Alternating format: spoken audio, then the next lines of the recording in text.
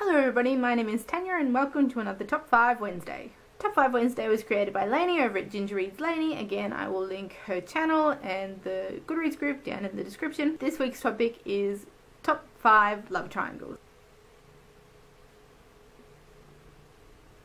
There's a reason I shutter out all the other videos I've made.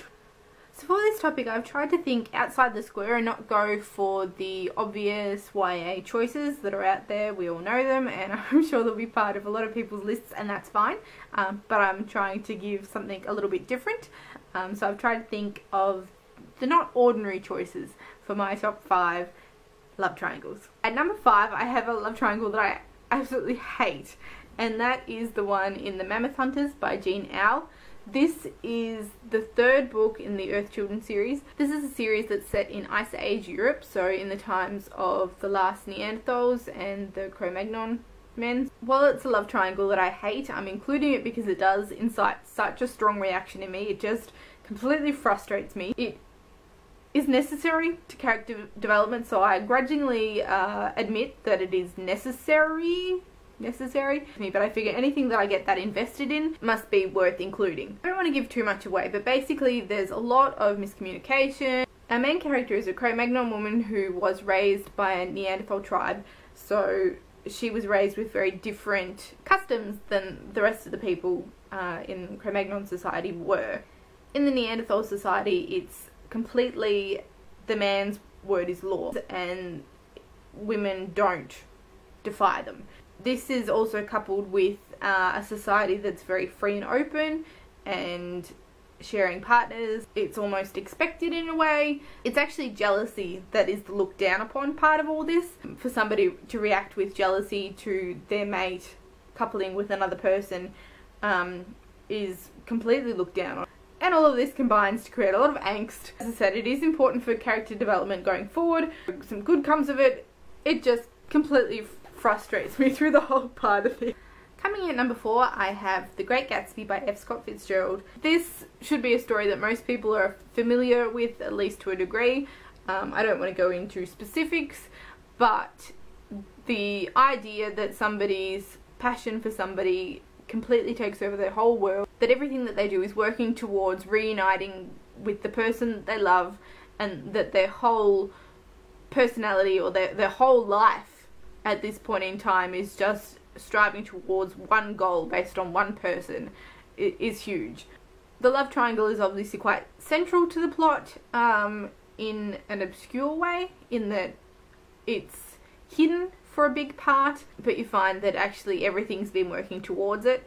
I also like that this is narrated by an outside voice, so not one of the participants of the triangle. It's not very passionate, it's very kind of removed. But that makes it interesting.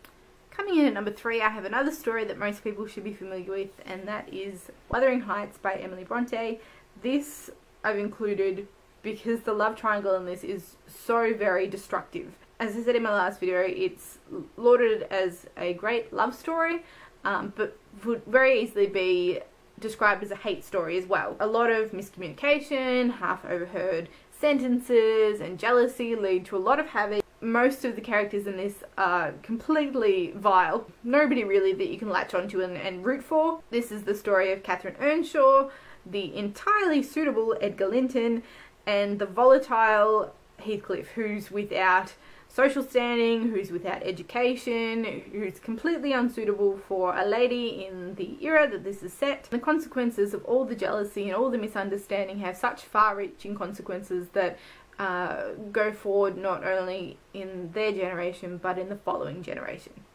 Coming in at number 2, I have Blade of Fortune by Juliet Marillier. This is the second book in the Brede Chronicles. This is a series that's set in ancient Scotland in a time that the old Druidic practices are starting to clash with the new Christian faith. It follows the reign of a new young king who is very dedicated to the old ways.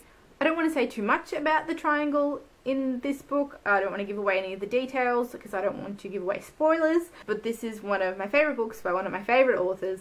One of the characters that is in this book and in this triangle is one of my all-time favourite characters. The consequences of the love triangle in this one set up the third book in this series, The Well of Shades, which is my favourite in the series. Usually series degenerate over time, but this is one that was just getting better and better for me, and in large part it's solely because of the character that it follows, and it's just wonderful to see their character development start in this as a direct consequence of the love triangle. And at number 1, I have a book that I've chosen not necessarily because of the love triangle in it, but because of the consequences that come from that love triangle, and that is The Count of Monte Cristo by Alexandre Dumas.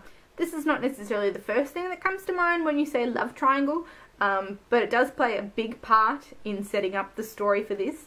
This is the story of Edmond Dantes, a man who is wrongly imprisoned on the eve of his wedding. There are 3 men that are responsible for his incarceration, and one of those is the cousin of Mercedes, his fiancée, who is also a rival for her affection. And his motivation in accusing Dantes of his crime is to stop that wedding happening. This leads to years of incarceration for Dantes before he's able to escape, which sets up an absolutely epic story of meticulously planned revenge, and it is fantastic. So these were my top 5 thinking out the square love triangles. If you've read any of these books, please let me know in the comments what your thoughts are. If you also participate in Top 5 Wednesday, let me know in the comments, as I'd love to watch your video. As always, thank you for watching, and see you next time.